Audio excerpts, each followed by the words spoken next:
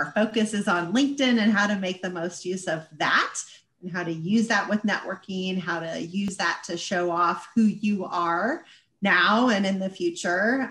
We are going to put our little disclaimer out there, thanks to Tommy, right off the bat. None of us are LinkedIn experts. None of us are necessarily perhaps in LinkedIn every day, but it is a tool that is useful to understand and to talk about. So we will do that today. Let me start with introductions. I think I know everybody. Tricia Berry, Director of the Women in Engineering Program. Let me have Amy introduce herself, and then we'll come to our fabulous corporate partners. Excellent. My name is Amy Beebe. My pronouns are she, her, hers. I am the Student Program Coordinator for the Women in Engineering Program. Thank you, Amy. All right, and then we have two fabulous friends from Valero, one of our WISE corporate partners joining in today. So I will let them both introduce themselves. Ruthie, do you want to start? Absolutely. Hi, my name is Ruthie Rubin. I use she, her pronouns, and I am a associate recruiter and employer brand at Valero Energy. So I actually graduated from college in 2019 in Texas, but not UT, down in San Antonio. But so I actually run our Valero corporate LinkedIn account. So I'm hoping that I can give y'all some helpful tips and some nice guidance. Tommy's our engineering expert. He can field all things in that area, but hopefully I'll be able to help out with the LinkedIn. Awesome. Thanks. And Tommy, who are you? Yeah, Tommy Luong, and I am a chemical engineering grad from UT 93. And I think that was around the time that you did. You graduated too, right, Tricia? 93, yep, same. But yeah, I'm the asphalt plant director here in Wilmington, California for Valero. And I brought Ruthie as the LinkedIn muscle. But I'm happy to, share my experiences with LinkedIn and with the students through LinkedIn. Glad to do that. So thank you for having us. Awesome. I think LinkedIn is one of those places and spaces where it feels a little foreign and a little daunting. And some people have a whole lot of stuff going on in there. And how do you kind of get in and navigate and what makes sense? So hopefully we demystify a little bit for you today. Hopefully we hear a little bit about how a company engages with it and what they're thinking about from that LinkedIn perspective to help you all with your profiles.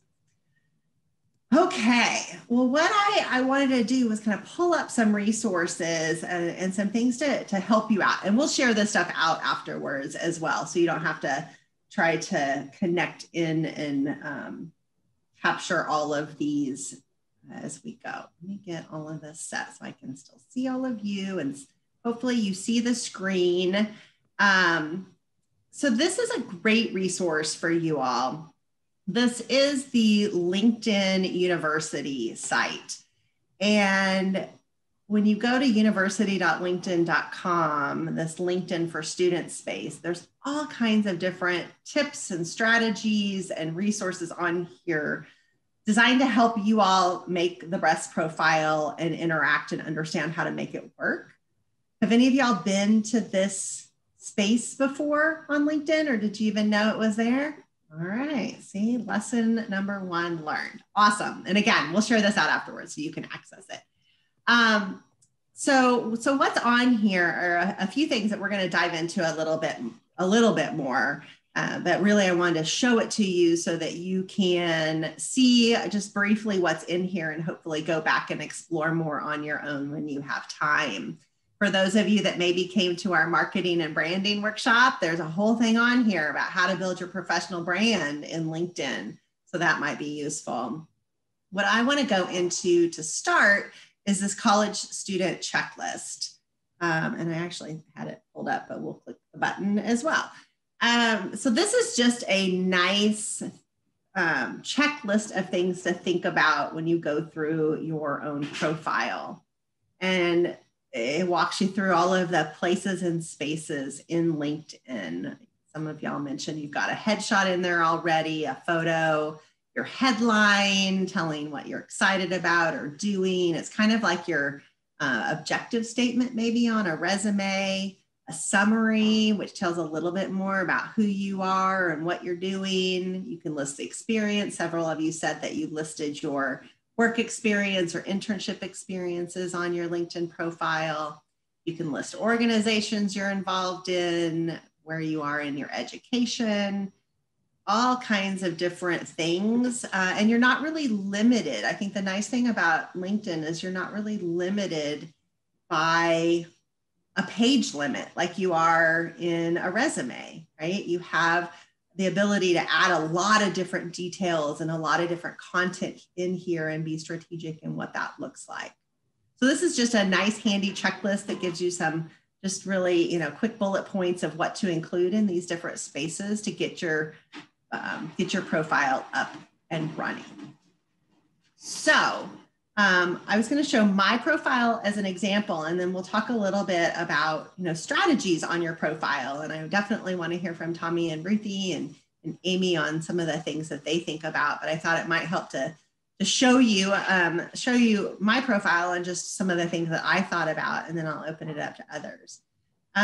So I have my little statement up here. You're limited in character length about what you can include in this space. So you have to be kind of strategic as to what do you want out there? What's your brand? What do you want people to notice? Some people have their job titles in there. My job title doesn't necessarily describe all of the things that I do in these spaces. So I wanted more. So that's why it has a variety of things on there. It has my about. So in the about, I don't want to go into that. See more.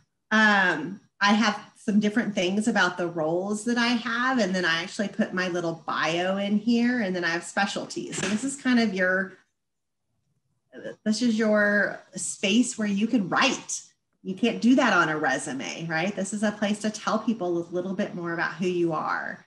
I actually have my CV attached. You can attach your resume in here, so you can actually upload that and have that as a document that people can access.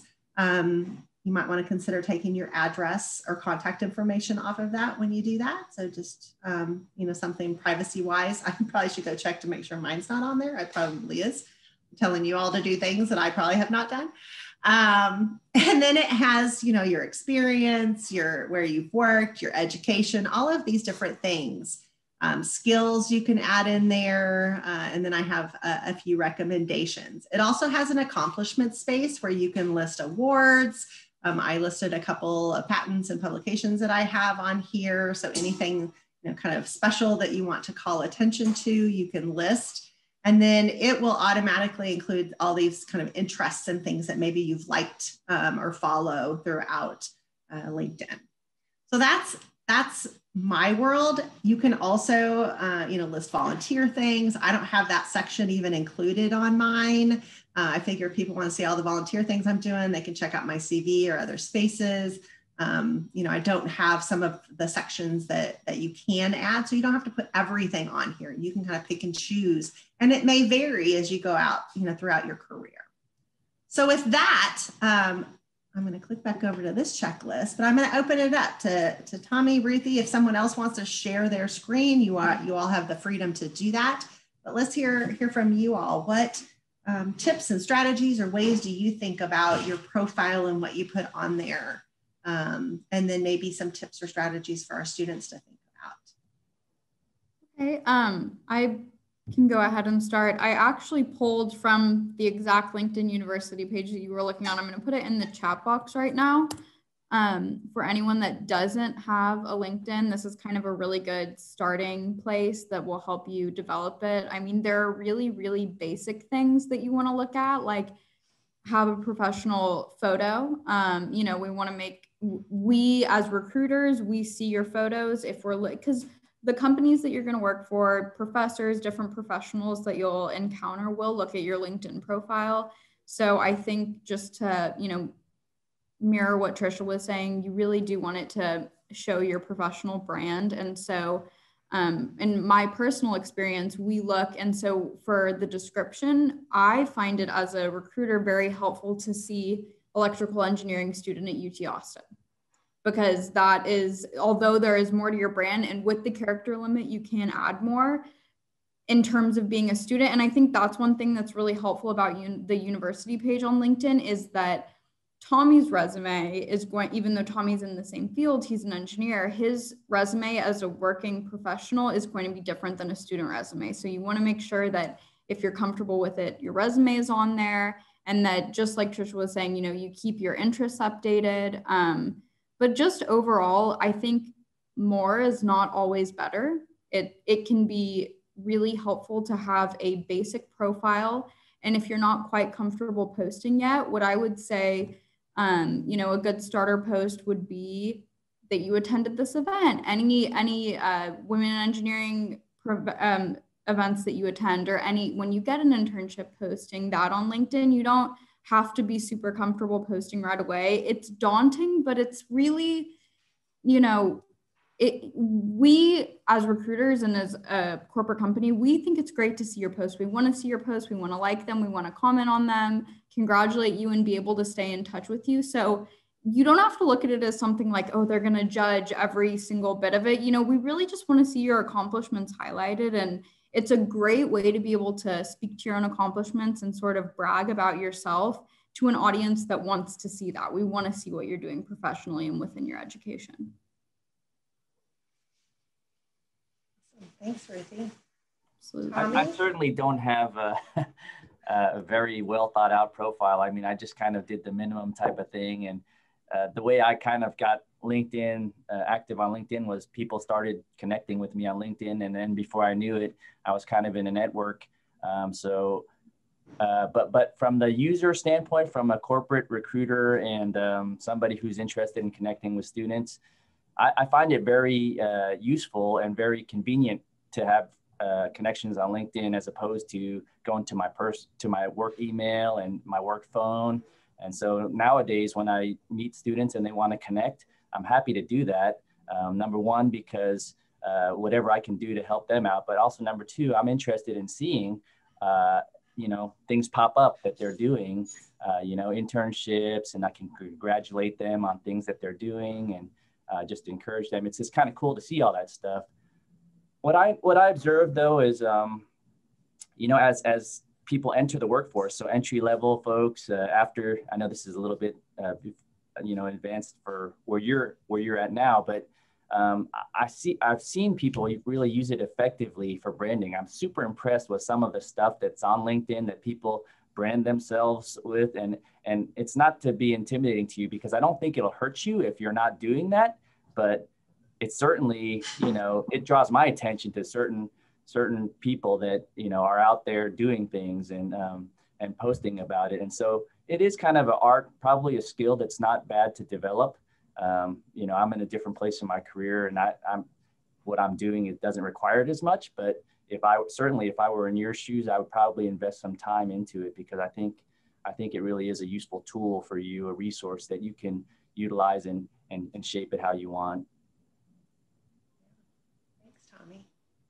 Amy, anything you want to add on LinkedIn? I have to agree with Tommy.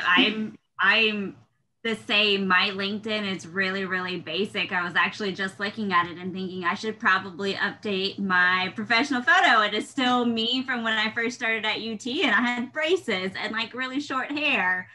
So I'm like, well, I should probably do something about that and update it a little bit. But yeah, mine is really basic. I've started to get more into it by checking it with the news feeds, and the more connections that I've started making, the more interesting news articles I found, by following like UT Austin and the various different units within the campus and the community. I'm also getting announcement about what's happening around campus. And so I have found that it's a really great place to, instead of being inundated with all the other stuff on Facebook and on Twitter and Instagram, where I'm following all kinds of different accounts, on LinkedIn, it is very professional. And so the things that are filtering in that news feed, for me at least, all relate to my professional career and my professional interest. So it's really allowed me to hone in on some of those interests and articles and stay updated about things that can really help me in the stuff that I do. So I would encourage you to take some time to go in there and start following different organizations and companies and groups, so you can start building some of that knowledge base on the background. Gosh, that's an excellent point, Amy, because the network joining groups and or following things that you're interested in. I've actually talked to students during interviews that have gotten internships or job offers through LinkedIn, just from the networking that goes on just because they joined a few groups. I said, hey, how did you get this internship opportunity? It's pretty unique. And they explained to me that, they followed some interest on LinkedIn, and then they actually got reached out cold turkey by a startup company that, saw their LinkedIn profile and was interested, saw their interest. And so it can be very useful. And I think the beauty for you all as students is that you can create it now with basic information, and then you build on it as you go throughout your career. So, I think for us old people, Tommy and me, when LinkedIn came about, we'd already had a decent amount of our career that we'd already had, right? So it's kind of backfilling all of these things to get it all into LinkedIn. But you can start to put it in there now. You've got your resume that already, you've got some of that content, and then you just slowly add to it. Go in and make a point once a year to take an hour and update and add and update your skills and information. And, if that's as much as you go in and do some kind of maintenance on your profile, that's plenty. You should be doing your resume about that same time, right? Take kind of that annual moment to update. But starting now, it's a little simpler, and then you add to it as you grow. Questions from you all, or things that you're curious about on your own profiles, or things that you're like, I'm not quite sure what to do in this space, or what I'm supposed to do here or put there. What do y'all want to know as far as your profile goes? I'm curious if you focus on the number of connections. Do you think that's important? I personally do not. And I know that's very, that could be not controversial, but I think the quality of your connections is more important than the quantity. And I will say, when I'm looking at students, I look at their resume, I look at the information about them, and I don't think, Tommy, I don't know if you feel differently about this, but I don't think about how many connections they have, because we know people from so many different walks of life, and your LinkedIn connections, your professional connections, that could be a smaller, group. And I don't think that there's anything wrong with that at all. Agreed.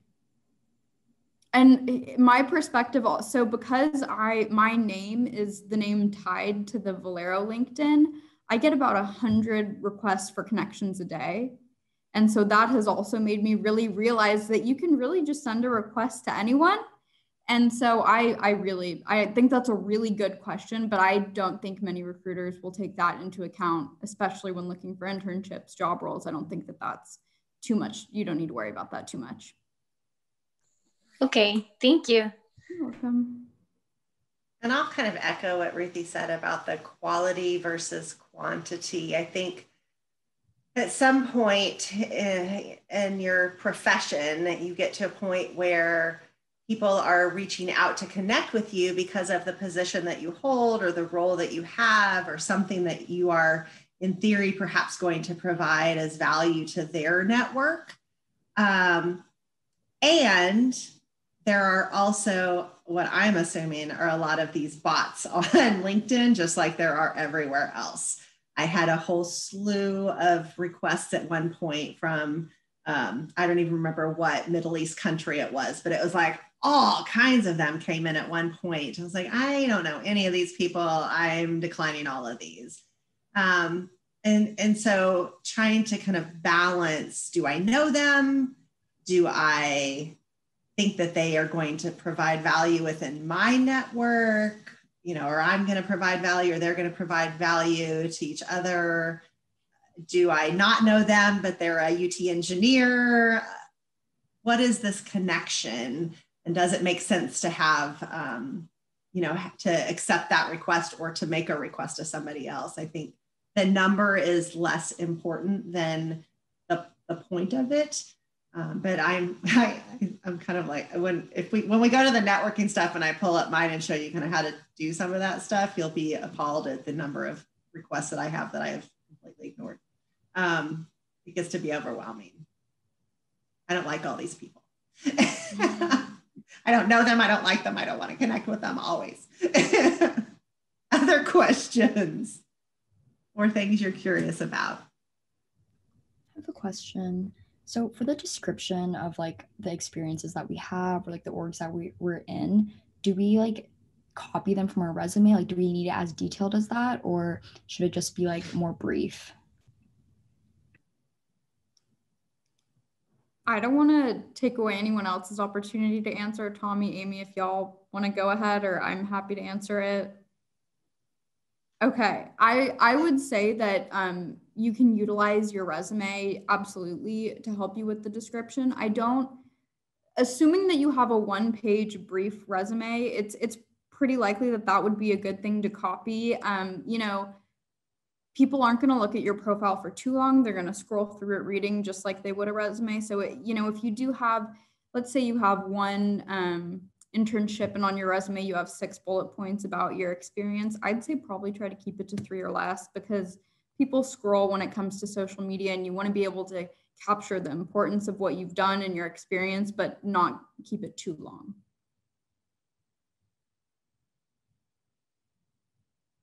Thank you. Absolutely.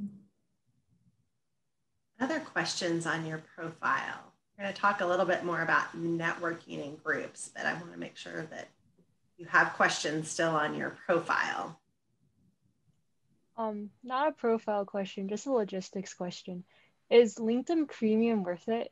There's always like this 1 month free subscription and I never used it because I don't know, like I want to keep that 1 month always there in my back pocket when I need it last minute. That's a great question and very good strategizing. I would say as a student, I don't think that that's necessary. I don't think that's worth the money. I think that with your basic profile, you're still able to make the connections you need to make, advertise yourself, give the right information. I don't know if Amy, Trisha, do y'all think that with students, there's a need for a premium account? No, I think at least for where my career is at currently and what direction I want to go in, it's not something that would help further that anymore, since most of my connections and stuff come from being here on campus and this network. I don't have premium. There you go. Yeah. I get the sense that premium is for like power users who are maybe entrepreneurs because they need to sell, market, connect for their consulting business, for their personal speaking gigs, they're selling their book, that kind of person who needs to do all of that. That seems to be the market who uses it the most. Other questions? Sunari, did you have a question? No, I'm sorry. Mine's more networking, so I'll wait. Okay, that is fine. Well, we can talk networking. I mean, we can keep coming back to all of these things. Let me show you a little bit about networking. Let's go to this. Okay. So, when someone reaches out to you, it's pretty easy. You get a little notification, and I have them set to come to my email because I'm not in LinkedIn daily. Some people are in here all the time. I am definitely not. And you'll get a little notification. I forget if it shows up in my network. Yeah, so I have 130. I only have 130 invitations right now. You will get some from people that you know. You will get them from random people. And I'll just pop into this person. I don't even know who Josh Nelson is, but this is usually what I do. and this might be a strategy to think about. So I go in here, I'm like, okay, he's doing project-based learning. That's what PBL means. He's doing STEM stuff for K-12 students. We have some common connections. I know who these people are that we have common connections with. So maybe I want to be a connection with him, maybe not.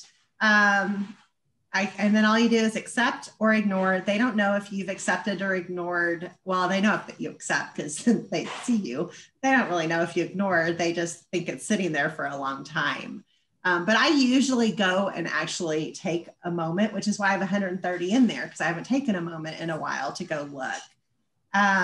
But, like this person, while I don't necessarily know him, because he's working in these STEM spaces, sometimes it's useful to have those other similar career connections in your network.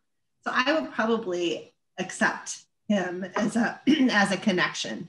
I think the interesting thing with LinkedIn, we were talking about numbers of connections earlier, is that it's because it is more business focused and professional focused, it's less about all of your personal things. So to accept in and connect with people you don't necessarily intimately know is not that big of a deal. It's not necessarily, I think some people would probably think of it as a privacy or security threat to have a lot of connections in there, but I see it as just expanding my professional network. And if I can help someone, or if I can push out something and I have this wide network of people that work in the same space who might be able to help me with something down the road, then that's not a bad thing. So that's kind of my philosophy on connections. You don't always have to know them intimately to make that connection, either me requesting them or them requesting me. So I'll leave it there. And if Ruthie, Tommy, or Amy want to jump in on their thoughts on kind of how to navigate that and what that looks like. Yeah, actually, that's a great point, Tricia, because most of the connections I have, I don't know them personally. I mean, I actually, when people from Valero that I know invite me to connect, I kind of, I can just reach out to you easier through work. But really, I've made some useful connections in the industry with people that I would have otherwise not had the opportunity to meet. So I think that is really one of the good things about LinkedIn, the useful aspects of it. Ruthie, what's your philosophy? My philosophy has changed since being in this role with the invitations that I receive. But I think as a student, one of the things that you can do on LinkedIn is endorse other people's skills. So let's say someone says they're really talented at social media, and you've been in a social, not that I couldn't think of an engineering topic off the top of my head. It was too much pressure. So, you can say a topic that you're really good at, and other people that perhaps have been in class with you can endorse you. So I think if you've had even a very informal, you have a class with someone, but they've seen you present a project and they might be able to endorse you, I think absolutely you can accept those requests. It's when the requests I don't accept are people that I have never heard their name, don't know them at all. We might have a mutual connection, but I agree that with Tricia that you don't have to worry too much about personal information. But it's just, I think it's better to have a more intimate profile with people that you have meaningful connections with in terms of professionalism in your education, not meaningful relationships personally. Agreed. Let me show you another resource that is in this lovely LinkedIn University section for students. This is on how to network on LinkedIn. So again, they are giving you some steps about how to do this, how to get connected, how to use your inbox in LinkedIn, how to build those connections, how to join groups, request informational interviews. And then, of course, none of us can step away from our computer right now, but to connect with people outside of LinkedIn is really what they're saying is, once you maybe have a connection with someone, how do you take that to the next step? So there are some great resources also on this LinkedIn University page of how to do this networking stuff within the confines of LinkedIn. So I wanted to make sure I did show you that. I'm going to show one more thing and then we can leave it off of the screen share and just talk the rest of the time. But I wanted to show you our Women in Engineering program group. So you all should join our WEP group on LinkedIn. I will say we just went through this. In fact, Chelsea went through this in great detail, and we booted out everyone who has no connection to engineering at UT Austin whatsoever, because we had a lot of headhunters and people that were in here, I think, kind of mining our community, which is fine for you all to get jobs, but also kind of detracted from the point of our community to build this community of our women engineering students and our alums and our friends. I mean, we would let Tommy in for sure.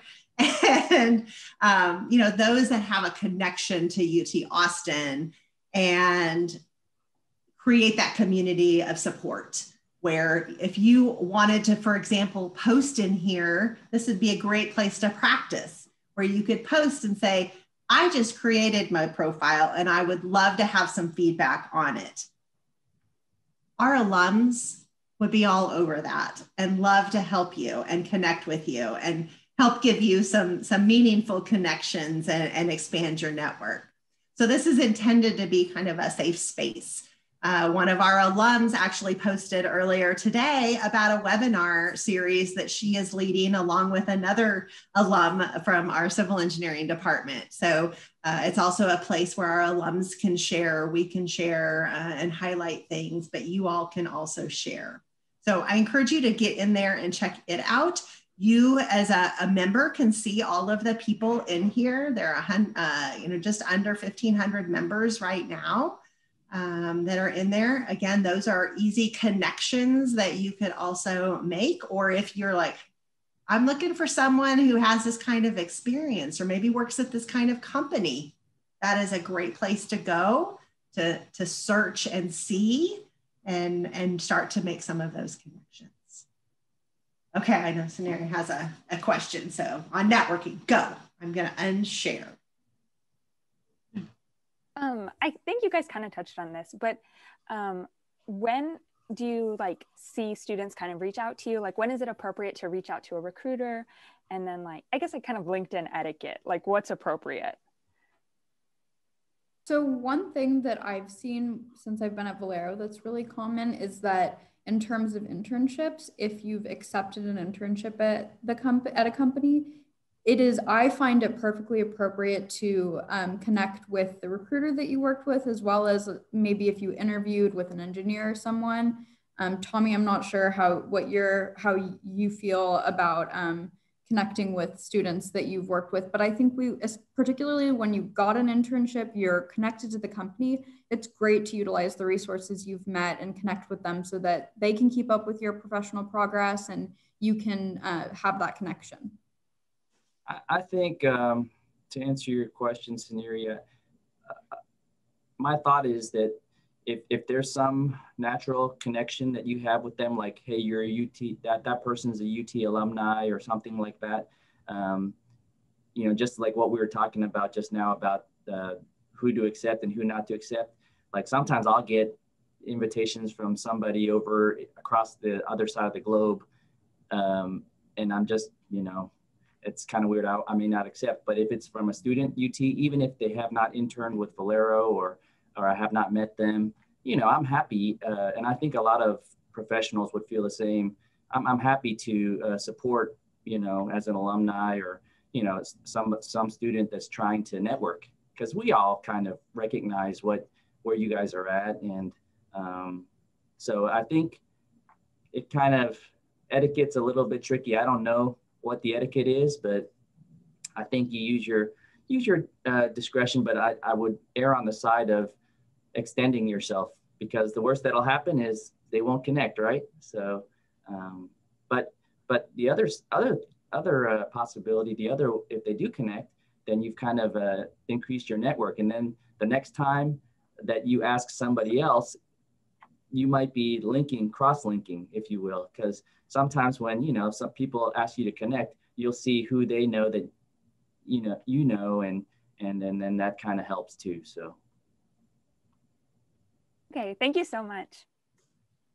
I would add to that as well as when you're sending out invitations to connect, you can put a little personalized message in there. And so I would encourage you to write something in there of like why you want to connect. If it is somebody like Tommy who, is in your same department and is alum, and you're like, I'd like to connect with you because, I see that you're 93 Kimmy grad, and I'd like to expand my network and connect with, with you in that space. And that can make people a little bit more likely to then accept, because it looks like you are being very intentional in who you're reaching out to and wanting to connect. And not so much like Trisha said, like the bots of, just click, click, click, click, click, click, click. It feels a little bit more personal. And it is likely that if that's a connection that you may want to use later on to kind of soften that up or to lay the foundation to begin that building on that network. Thank you. Definitely use that. That would have saved me a lot of time on this guy that I just pulled up. Because if he would have said, this is our connection, or this is why I want to connect, then I see that right off the bat. I don't have to dig into the profile to understand why is this random person that I do not know trying to connect with me. And in the emails that get sent, if you have it set to send you an email, because like I said, I don't go in there regularly, but it sends me an email and says, these people are trying to connect. It doesn't do that for just random connections, but if they write something in there, then I get that notification. And so I can see it and I'm more likely to pop in there and respond. Other questions on networking? Go ahead, Riley. Do you think that like in an academic space, also like adding professors that you like may want to work with, or you find their research really interesting, or they, like something like that, I guess.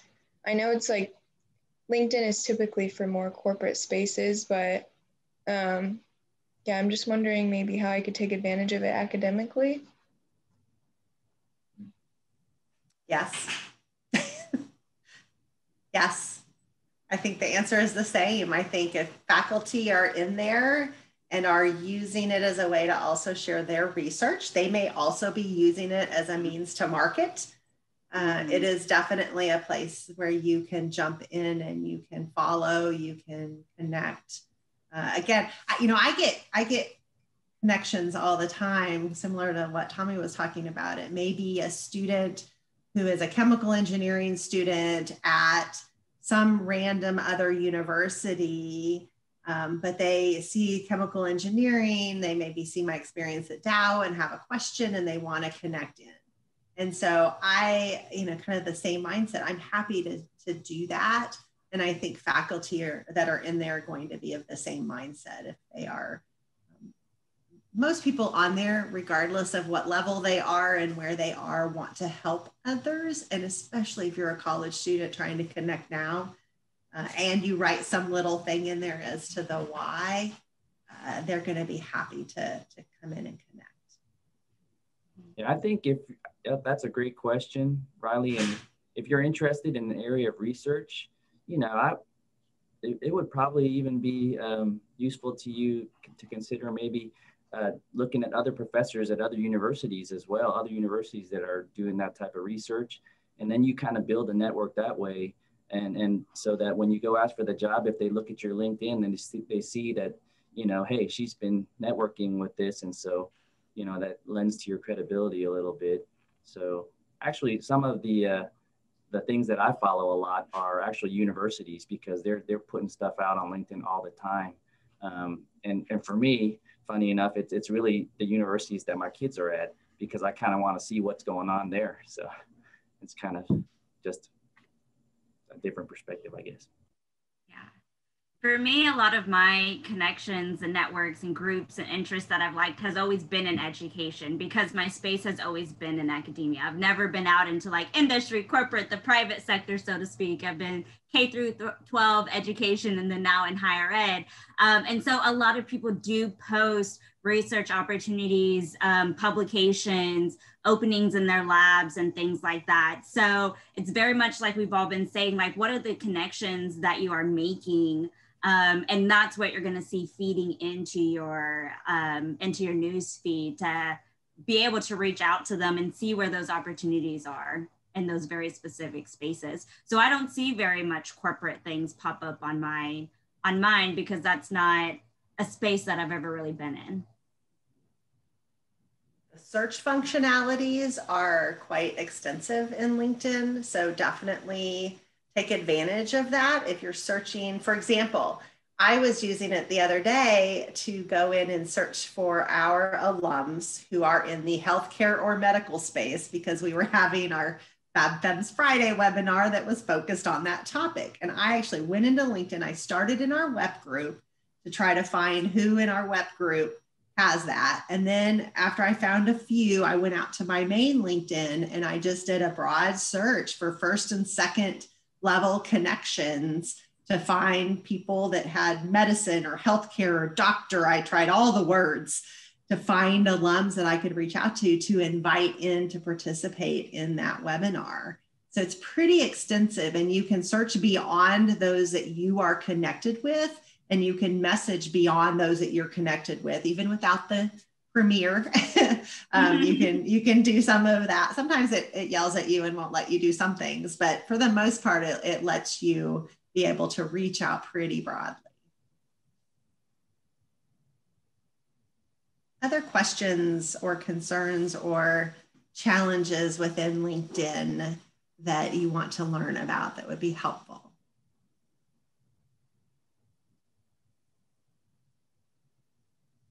Any cautionary tales from Ruthie or Tommy that you want to warn them about or caution them about with their profiles?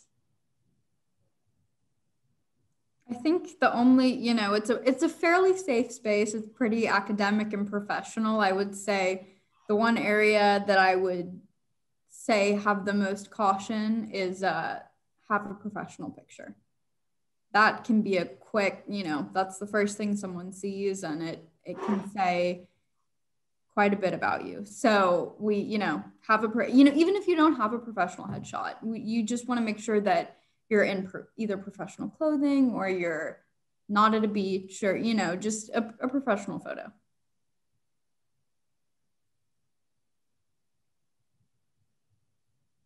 Any other questions? I will second the professional photo. I think that's, and again, it doesn't have to be a professional headshot. Absolutely not.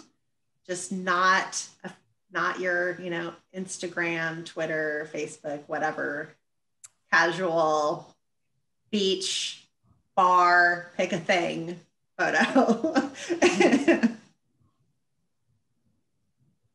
You will see those out there. You see those out there. Yeah. Definitely I do have to say, as I'm looking to people like making connections and that, like that really is the first thing I'm looking at. And so it's okay if their profile is light or like really basic, but if their picture is just like, why would you put that on a professional network thing? That like first pops into my head. I'm like, I don't think so. And your LinkedIn profile, it literally is like just a little circle of your head. So even if a beach photo is all you got, crop out every other part of your body other than your head. But I'm sure you all have other photos you can use. All right. Well, any last questions before we wrap up? How are we feeling now about where to go with your profile? Are you feeling a little better about next steps?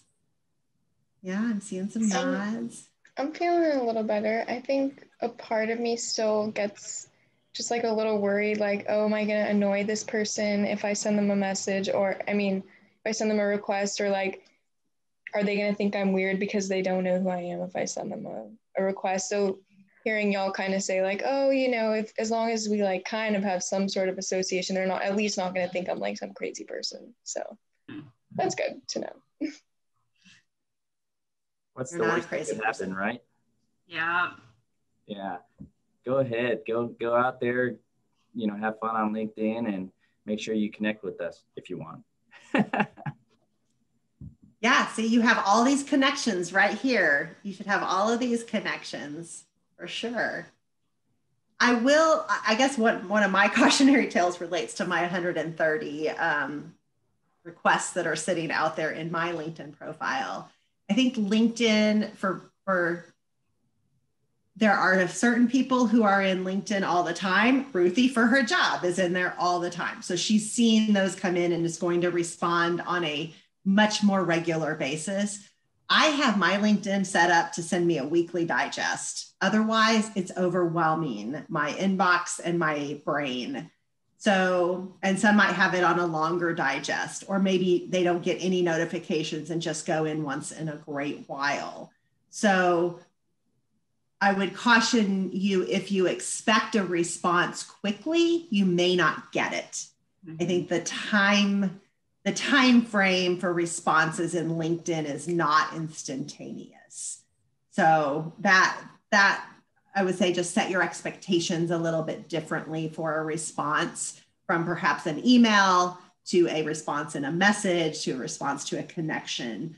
It's going to be probably a little bit different. I don't think in the engineering world, most people are necessarily in there all the time. In fact, some of those that I reached out to for the medicine and healthcare, they responded like a week after the event. They're like, oh, I didn't see this on time. I'm so sorry. Let me, here's my email for next time. Right. So I was like, not a problem, because obviously that person was probably on the weekly digest of notifications, just like I am, and I would miss things too. So that would be just another thing to keep in mind.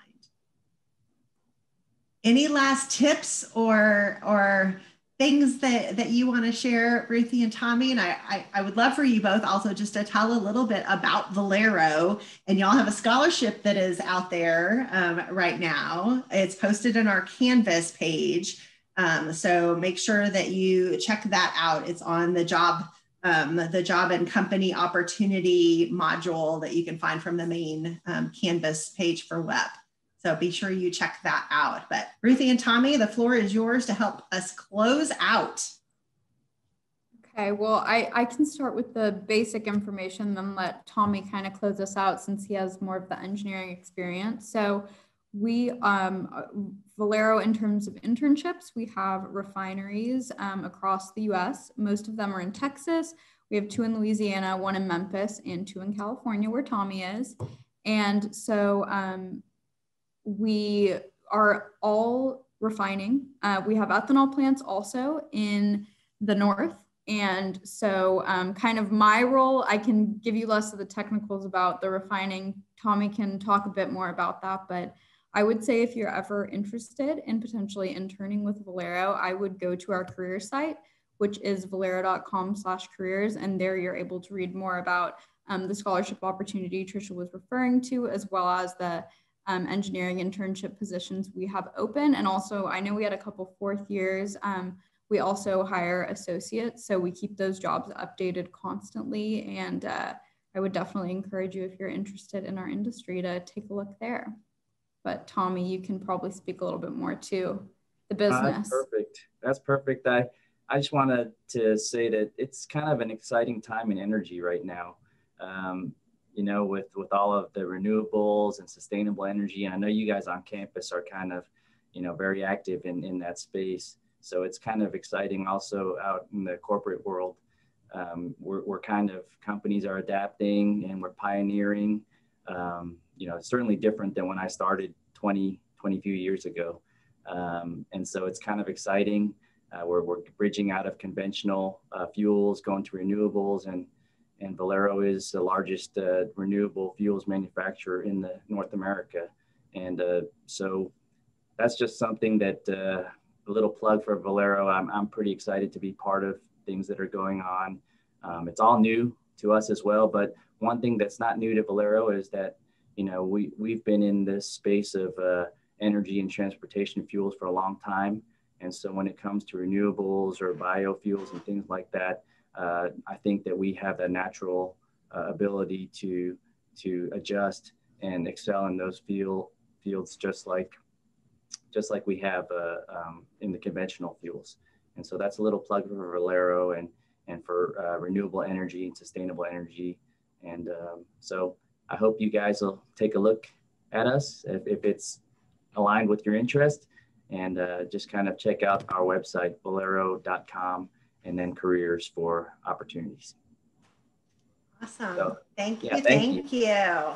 Thanks, Tommy. Thanks, Ruthie. Thank you, Amy, for joining in, and all of our fabulous students. We'll share out afterwards all these links that we were sharing. We'll share out the information for Valero. We'll point you back to our Canvas page for that scholarship and internship opportunity. But thank you all for joining in. Go out there and connect. All right, and we'll see Tommy and Ruthie hopefully at more of our WISE workshops in the spring. I think this is our last one for fall, but we'll load them up in the spring. Awesome. Thanks so All much. right. Thanks, Bye, everybody. Thank you. Bye.